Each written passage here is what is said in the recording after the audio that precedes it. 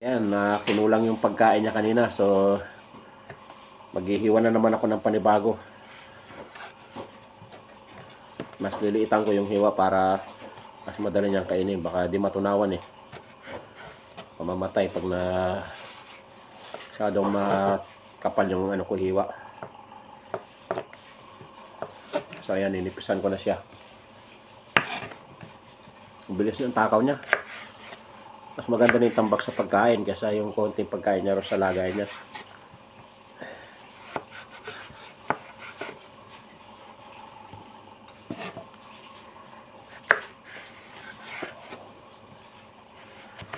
Halos naubos na yung unang binigay ko sa kanya eh. Kaya ayan tuloy, nag-iwa tuloy ako ng bago ulit. Taka pala itong kuneho na to. Okay na to, at least meron ako libangan.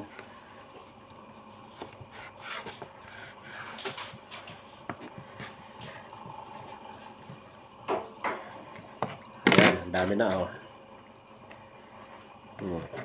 Diba?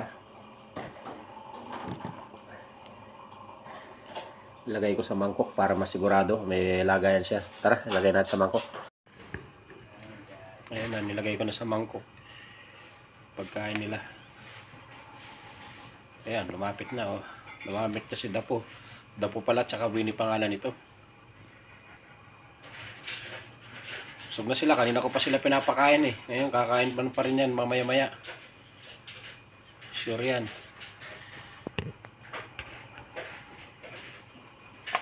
Hello guys, magandang hapon. So ito yung alaga nating kuneho, bagong binigay lang sa atin to. So mahilig tayo sa pag-aalaga ng kuneho. Pakainin natin kasi maghihiwa tayo ng kanyang pagkain. Ayan, ang pagkain nito pipino, carrot, saka ito. So meron na tayo niyan naka-stack diyan sa kwarto. Isipin mo nasa tapat pa ng TV ko yan, no. Habang nanonood, meron pang kuneho.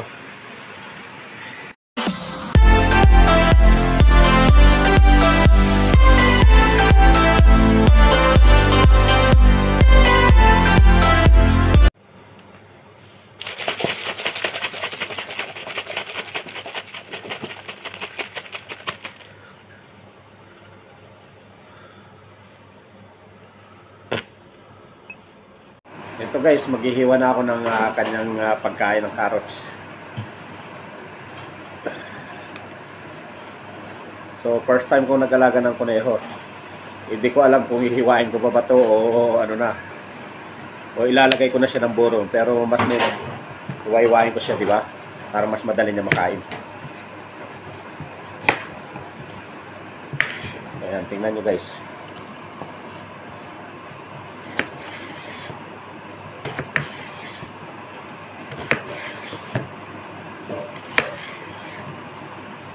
Kasi napapanood ko sa movies eh.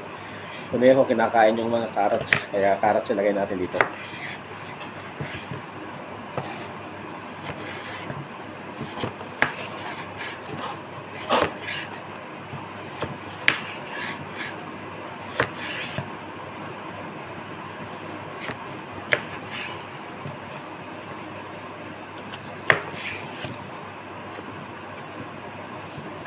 So ako muna unang kakain bago yung alaga kong kuneho.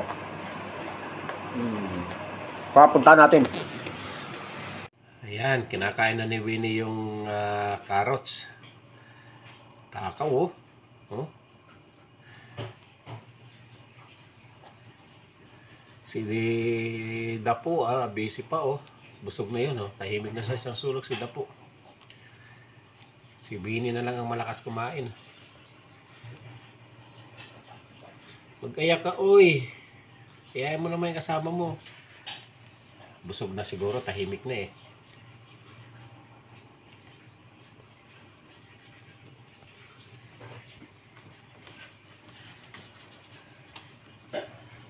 Busog na siya, oh. Isa na lang kumakain, oh.